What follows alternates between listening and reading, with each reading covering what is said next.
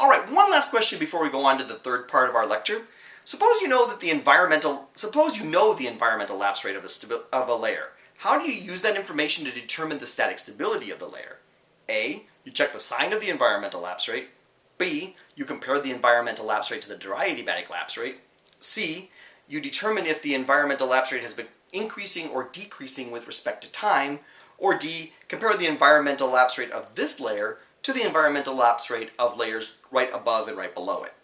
What do you do with that environmental lapse rate information in order to determine the static stability of a layer?